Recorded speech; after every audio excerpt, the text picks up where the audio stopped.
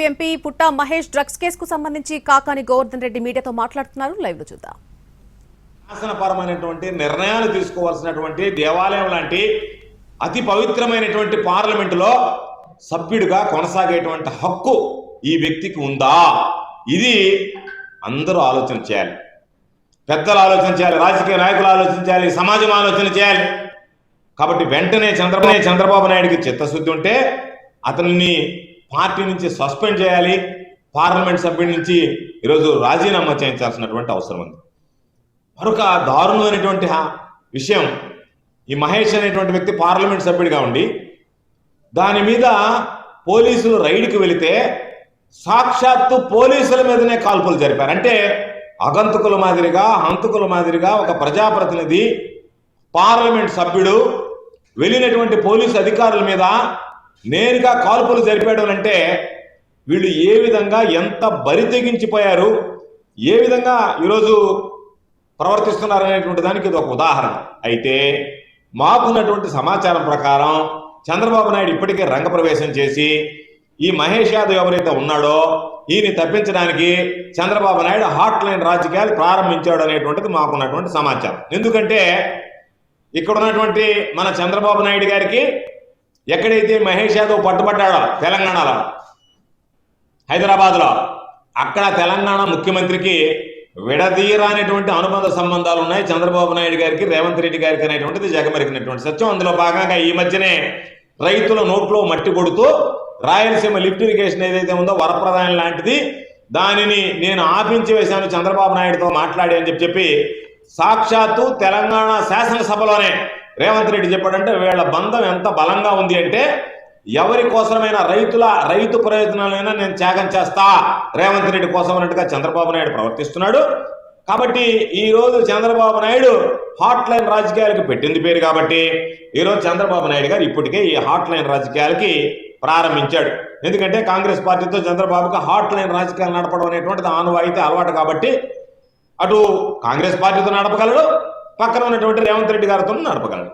ఒక లోక్సభకు ఎన్నికైనటువంటి వ్యక్తి తన బాధ్యత తాను ఏ విధంగా ఉండాలి, 10 మందికి ఏ విధంగా మార్గదర్శకంగా వ్యవహరించాలి, 10 మంది ఆదర్శంగా ఏ విధంగా తనను తీసుకోవాలనేటువంటి విచక్షణ జ్ఞానాన్ని కోల్పోయి డ్రగ్స్, అక్కడ ఉన్నటువంటి గంజాయితో పాటు మందు తాగుతూ ఈరోజు ఇష్ట ప్రకారం వ్యవహరించి పోలీసుల మీద కాల్పు జరపడం అనేటువంటిది ఇది సాదాసీదా విషయం అనేటువంటిది కాదు. ఇది చాలా తీవ్రమైనటువంటి విషయం, ప్రజలందరూ గమనించేటువంటి విషయం.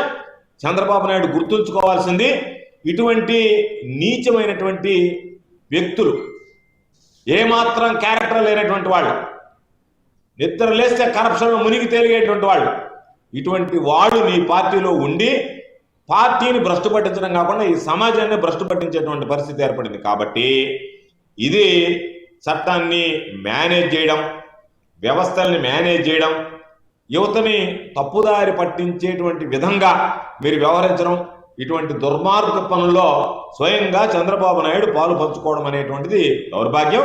కాబట్టి మేము మరలా చెప్తున్నాం, నువ్వు వ్యవస్థల్ని మేనేజ్ చేసిన, చట్టాన్ని మేనేజ్ చేసిన, లేదా పుట్టా మహేష్ యాదవ్ లాంటి వాడిని తప్పించిన యువత పెడదారి పట్టేందుకు నువ్వు ఒక నిర్ణయం తీసుకుని వారిని పెడదారిలో నడిపిస్తున్నామని చెప్పడానికి ఇది ఆస్కారం కలిగిస్తుంది అనేటువంటి విషయాన్ని చంద్రబాబు గుర్తుంచుకోవాల్సినటువంటిది. ఆ విషయాల్లో, యువతను పెడదారి పట్టించేటువంటి విషయాల్లో నువ్వే స్వయంగా పాలు పంచుకున్నావు.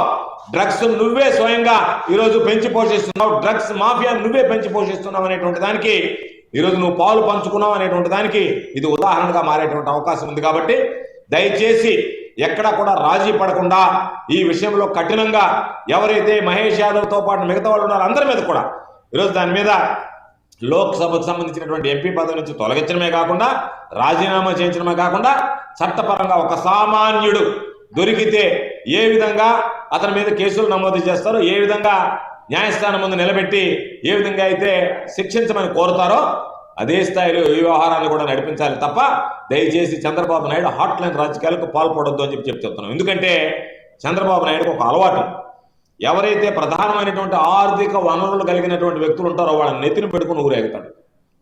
వాళ్ళు ఏది చేసినా సరే దానికి బాకా వస్తాడు, వాళ్ళు ఏమి తప్పులు చేసినా సరే వాళ్ళకి అండగా నిలుస్తాడు, వాళ్ళు ఏ అవసరం వచ్చినా సరే, అది ఈ సమాజానికి చోటు కలిగించేటువంటినా సరే, వాళ్ళకి అండగా నిలిచి వాళ్ళకు సంపూర్ణమైనటువంటి సహాయ సహకారాలు అందిస్తాడు. ఇంట్లో కూడా ఎవరైతే పుట్టా మహేష్ యాదవ్ ఎంపీగా ఉన్నటువంటి ఆయన తండ్రి ఉన్నాడో, ఈరోజు శాసనసభ్యుడిగా ఉన్నాడో సుధాకర్ యాదవ్, ఆయన ప్రముఖ కాంట్రాక్టర్. అదేవిధంగా ఇంతకుముందు చంద్రబాబు నాయుడు హయాంలో టీటీడీ చైర్మన్గా పనిచేశాడు. చంద్రబాబు నాయుడుకి ప్రధానమైనటువంటి ఆర్థికపరమైనటువంటి వనరు. కాబట్టి అటువంటి వ్యక్తిని ఈరోజు మహేష్ యాదవ్ని చంద్రబాబు నాయుడు గారు రకరకాలుగా, అంటే ఎటువంటి వ్యక్తులకు ప్రోత్సహిస్తున్నాడు. ఒక ఆయన ఎంపీగా ఉన్నాడు, వాళ్ళ నాయన టీటీడీ చైర్మన్గా ఉన్నాడు. టీటీడీ చైర్మన్గా ఉన్నటువంటి ఆయన కొడుకు ఈరోజు ఈ పనిలో పాల్గొన్నాడు. అంటే ఒక టీటీడీ చైర్మన్ అని ఎటువంటి వ్యక్తులు ఈరోజు బిఆర్ నాయుడు గారు ఉన్నాడు. బిఆర్ నాయుడు గారికి సంబంధించి ఇవన్నీ బయటపడిన తర్వాత బిఆర్ నాయుడు వాళ్ళకాని గురించి ప్రజలు చీకొడుతుంటే, ఒక అతిపెద్ద ధార్మిక సంస్థ, అంత భక్తిభావం కలిగినటువంటి తిరుమల తిరుపతి పవిత్రత, దానికి చైర్మన్గా ఉన్నటువంటి వ్యక్తి రాసలీలలు బయటపడితే తనకు టీవీ5 మద్దతు ఇస్తుంది, తాను ఏమి చెప్తే అది బాగా అవుతుంది, తనని జాకీలు పెట్టి లేపుతుంది.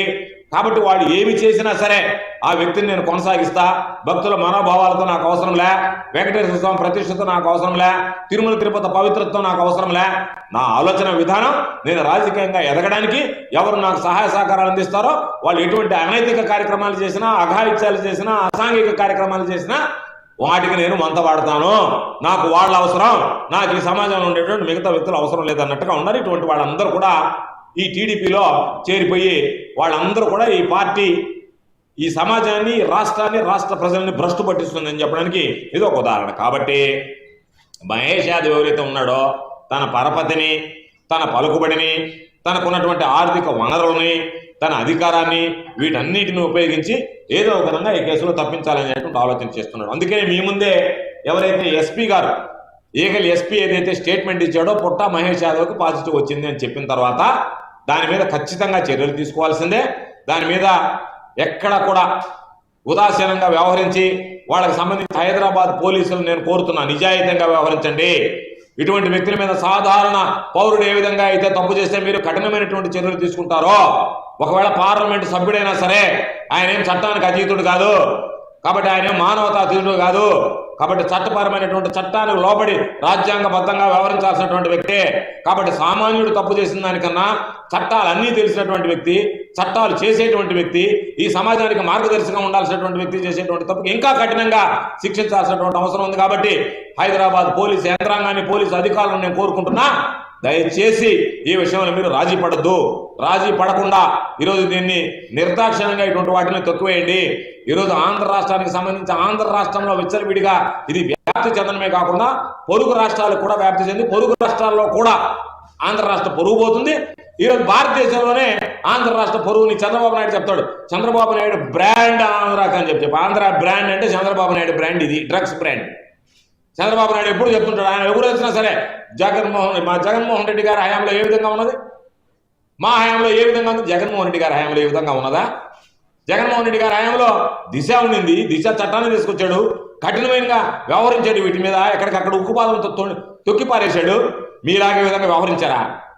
ఎమ్మెల్యేలు కొడుకులు, ఎంపీలు కొడుకులు, టీటీడీ చైర్మన్లు, మంత్రులు, ఎవరు పడితే వాళ్ళు